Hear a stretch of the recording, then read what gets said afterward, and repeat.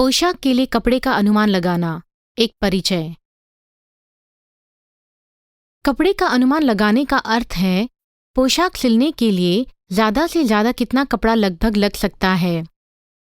यह ज़रूरी है कि लिए गए शरीर के नाप के आधार पर कपड़े का अनुमान लगाएं ताकि पोशाक बनाने के लिए आपके पास काफ़ी कपड़ा हो। इस पाठ के अंत में आप पोशाक के लिए कितना कपड़ा लगेगा इसका अनुमान कर पाएंगे। सामान्यतः टॉप या ड्रेस के लिए लगने वाले कपड़े की लंबाई की गणना करने के लिए सीम अंतर और पहनने की सहूलियत जोड़े हुए पूरी लंबाई को 2 बार लेकर एक कुर्ती के आगे के लिए और एक कुर्ती के पीछे के लिए और फिर उसमें बाह की लंबाई और उसका सीम अंतर भी एक बार जोड़ते हैं।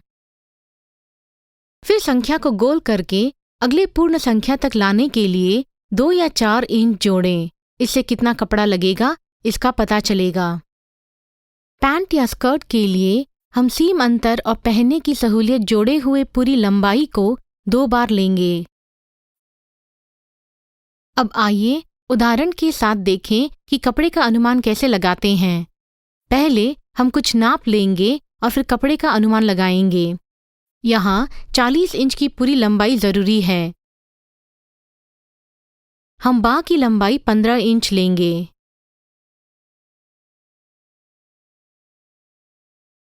जो नियम हम सीखे हैं उसका प्रयोग करके अब हम जरूरत के कपड़े की गणना करेंगे। 40 इंच की पूरी लंबाई के साथ कंधे के लिए आधा इंच और नीचे के हेम के लिए 1 इंच जोड़ने से हमें कुल 41.5 इंच मिलते हैं। यह आगे की कुर्ती के लिए होगा। नियम अनुसार पीछे की कुर्ती के लिए हमें सीम अंतर और पहनने की सहूलियत को जोड़े हुए पूरी लंबाई का दुगना लेना होगा। इस तरह पूरी लंबाई होगी 41.5 इंच गुणा 2 माने 83 इंच। अब हम बाह के लिए कितना कपड़ा लगेगा वह गिनेंगे। आर्म होल में 3/8 इंच का सीम अंतर मिला के और 15 इंच के आस्तीन के लंबाई में 1 इंच बाह की हेम को जोड़ के हमें कुल 16 3/8 इंच मिलेगा।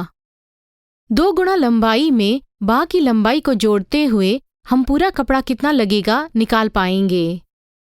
अब यहाँ पूरा कपड़ा 83 इंच के साथ 16 3/8 इंच मिला के कुल आएगा 99 3/8 इंच। इस संख्या को गोल करके अगले पूर्ण संख्या तक लाने से हमें कुल 101 इंच मिलते हैं और 101 इंच 2.5 मीटर कपड़े के समान है। आगे हम बड़ी चौड़ाई के कपड़े के बारे में देखेंगे। अगर कपड़े की चौड़ाई 60 इंच है तो हमें कम कपड़ा लगेगा। ऐसे विषय में कपड़े की कुल लंबाई की गणना करने के लिए पूरी लंबाई के साथ सीम अंतर और पहनने की सहूलियत को एक बार जोड़ के और उसके साथ बाह की लंबाई और उसका सीम अंतर जोड़ा जाता है। फिर संख्या को गोल करके अगले पूर्ण संख्या तक लाने के लिए 2 या 4 इंच जोड़ें। कुल कितना कपड़ा लगेगा यह हमें बताएगा।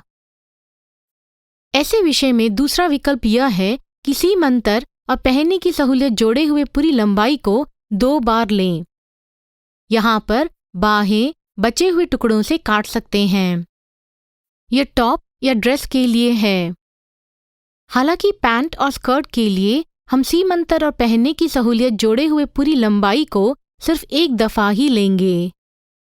अब हम यही उदाहरण लेकर चौड़े कपड़े का अनुमान लगाएंगे। पूरी लंबाई 40 इंच है और बाह की लंबाई 15 इंच है। जो नियम हम सीखे हैं उसका प्रयोग करके अब हम जरूरत के कपड़े की गणना करेंगे। 40 इंच की पूरी लंबाई के साथ कंधे के लिए आधा इंच और नीचे के हेम के लिए 1 इंच जोड़ने से हमें कुल 41.5 इंच मिलते हैं। बाह के लिए कितना कपड़ा लगेगा अब हम उसकी गणना करेंगे। आर्म होल में 3/8 इंच का सीम अंतर मिला के और 15 इंच के आस्तीन के लंबाई में 1 इंच बाह की हेम को जोड़ के हमें कुल 16 3/8 इंच मिलेंगे।